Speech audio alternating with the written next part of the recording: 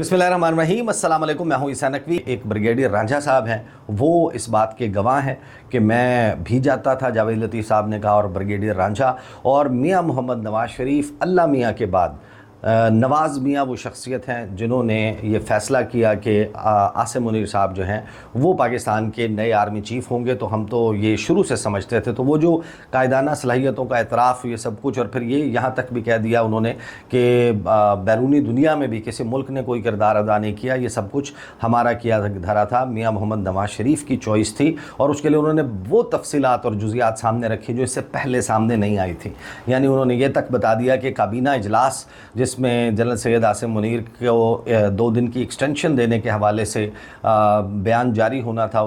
उसकी समरी जो थी वो अप्रूव होनी थी, वो भी फ़ैसला नहीं कर पा रहे थे शहबाज शरीफ। फिर उन्होंने कहा कि मैंने, बिलावल भुट्टो ज़रदारी ने और चंद एक और लोगों ने ज़ोर लगाया। उस वक्त वफाकी काबीना में बहुत खुलकर तगड़े होकर बात की और उसके नतीजे में फिर मरियम औरंगज़ेब की ये ज़िम्मेदारी लगी कि वो एक्सटेंशन वाली प्रेस रिलीज़ जो है वो जारी करें। तो फिर जब ये उन्होंने अपनी खिदमात बता ली तो उन्होंने कहा कि अब फिर ये होता है ना कि ज़ाहिर है कि जब आप बता देते हैं कि मैं फ़लाँ मैंने ये किया, तो फिर उनसे पूछा जाता है कि भाई फिर आप क्या चाहते हैं, आपके लिए क्या किया जाए। तो उसमें उन्होंने कहा कि मौजूदा जो निज़ाम है जिसमें मुस्लिम लीग नून के वज़ीर आज़म हैं शहबाज शरीफ, उन्होंने कहा कि मौजूदा निज़ाम में एक भी शख्स, उसकी साख नहीं है, उसकी क्रेडिबिलिटी नहीं है, उसको कोई सुनने के लिए तैयार नहीं है। एक वाहिद शख्सियत उन्होंने कहा कि मियाँ मोहम्मद नवाज़ शरीफ हैं जिनकी क्रेडिबिलिटी है, और वही वो शख्सियत हैं जो इस वक्त इमरान खान के साथ अपोजिशन में खड़े हुए लोग हैं। उन्होंने नाम लिया सरदार अख्तर मैंगल का, नाम लिया महमूद खान अचकज़ई का, मौलाना फजलुर रहमान अगरचे इमरान खान के साथ नहीं खड़े लेकिन अपोजिशन में खड़े हैं, उनका नाम लिया। साथ में उन्होंने नाम लिया जो डॉक्टर मालिक साहब हैं बलूचिस्तान के, उनका नाम लिया। उन्होंने कहा कि ये वो तमाम लोग हैं, मियाँ मोहम्मद नवाज़ शरीफ को ये किरदार दें, मियाँ साहब जो हैं वो इनको घेरू करके ले आएंगे निज़ाम में। और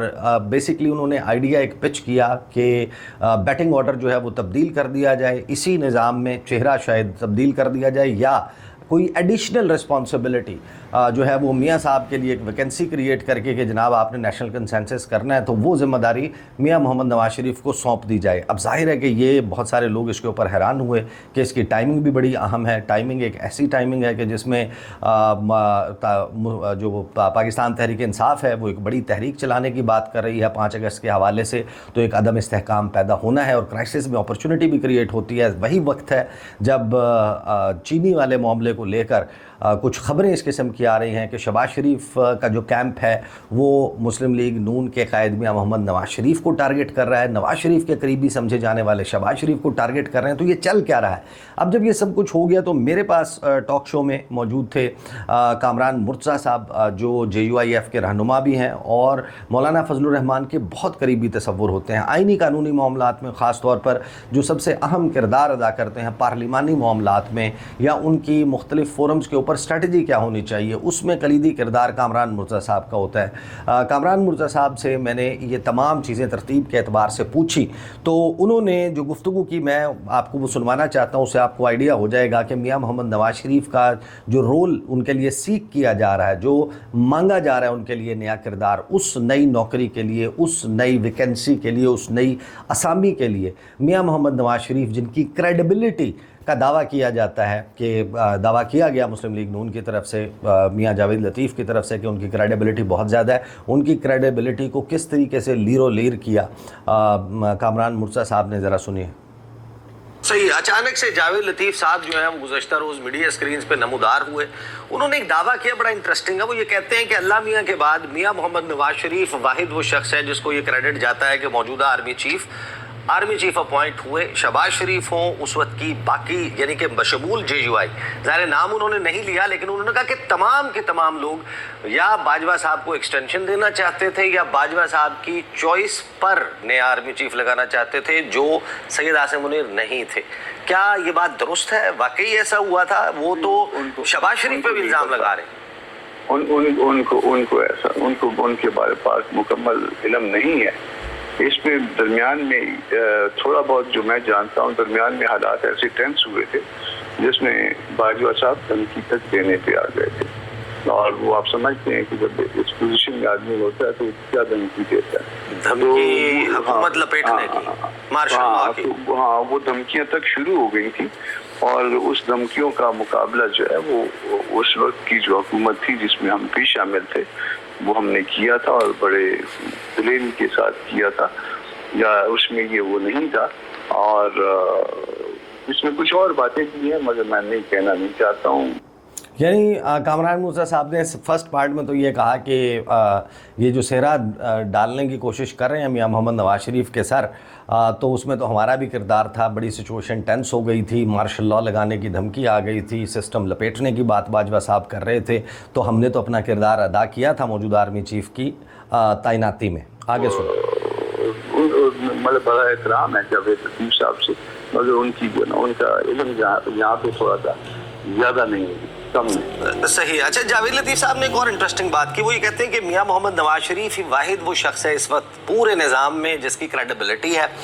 اور ان کو سامنے لایا جائے، آگے لایا جائے، اور وہ پھر میاں محمد نواز شریف جو ہیں وہ مولانا فضل الرحمان کو بھی بلا لیں گے، وہ اختر مینگل کو بھی بلا لیں گے، وہ ڈاکٹر مالک صاحب کو بھی بلا لیں گے، وہ محمود خان اچکزئی کو بھی بلا لیں گے، وہ شاہ محمود قریشی کو. تو انہوں نے ایک پچ کیا ہے بیسیکلی کہ نواز شریف صاحب ایک قومی کنسنسس یا ایک قومی حکومت کے لیے ایفرٹ کریں اور وہ سامنے لائے جائیں.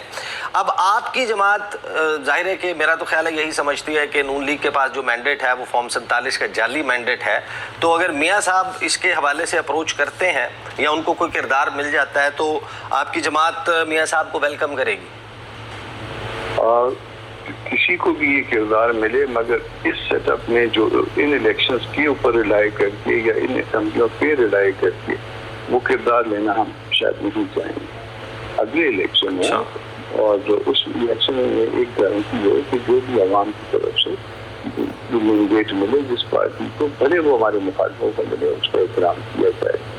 آپ میاں صاحب کو نیا الیکشن لڑنے کا مشورہ دے رہے ہیں؟ سب کے لیے میرا نیا الیکشن لڑنے کا مشورہ ہے. یہ الیکشن، یہ نظام جو ہے یہ نہ صرف ناکام ہو چکا ہے بلکہ اور ناکامی کی اس کی اسپیشل جو اس کی خاص وجہ یہ ہے کہ پبلک کا اس کے اوپر اعتماد نہیں. میں آلریڈی پروگرام میں پلے کر چکا ہوں صاحب، آئی ول جسٹ ریپیٹ کہ ایم ایل ولی خان صاحب جو ہیں انہوں نے تو یہ کہا ہے کہ یہ تو 10 سال بھی چلیں گے. جس طرح کی خدمت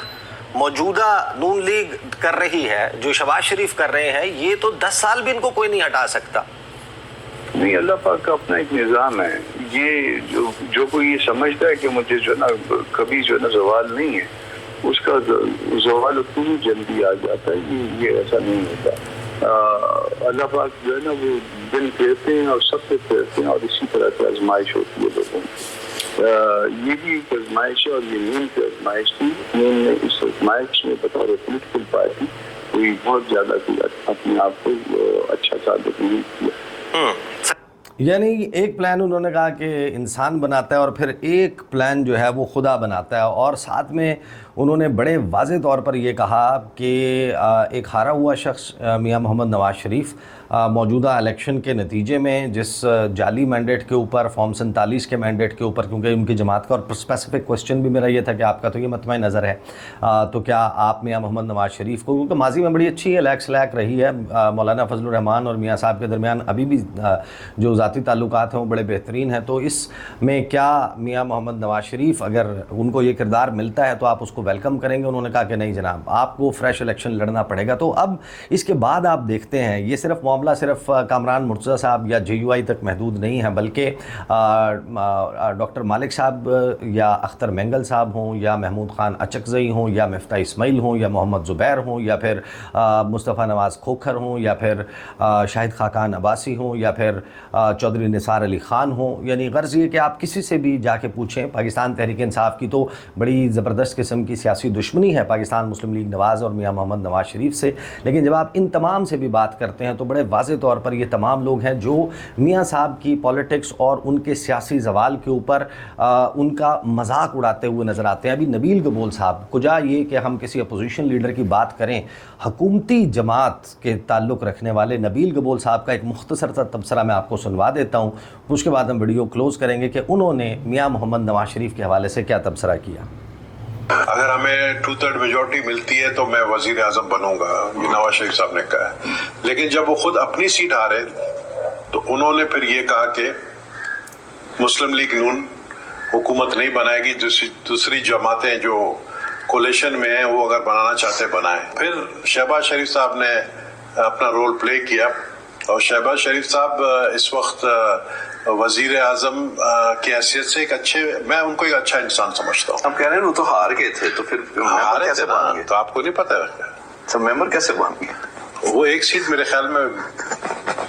उनको यानी कह लगाते हैं मियां मोहम्मद नवाज शरीफ के भाई की हुकूमत जिनके वोटों पर कायम है, वो खुलेआम टेलीविज़न स्क्रीन्स पर बैठकर कह लगाते हैं और ये कहते हैं कि मियां मोहम्मद नवाज शरीफ एक हारा हुआ शख्स जो यास्मीन राशिद से हार गया अपना इलेक्शन, और इस किस्म की गुफ्तगू पूरी की पूरी मुस्लिम लीग नवाज़ के मुतल्लिक पीपल्स पार्टी के लोग, आप नदीम अफजल चंद की गुफ्तगू सुने, आप गवर्नर पंजाब की बात सुने, आप शैला रज़ा साहिबा की बात सुने, वो अता तारड़ के बारे में क्या बात करते हैं, वो मियां मोहम्मद नवाज शरीफ के बारे में क्या बात करते हैं। तो जिस ख्वाहिश का इजहार मियां जावेद लतीफ़ ने किया, उस ख्वाहिश के ऊपर बड़ा ही इंटरेस्टिंग जवाब जो है वो मिला है कामरान मुर्तज़ा साहब की तरफ से और JUI की तरफ से कि मियां मोहम्मद नवाज शरीफ अगर ऐसा कोई किरदार अदा करना चाहते हैं, किसी कौमी कंसेंसस की बात करनी है तो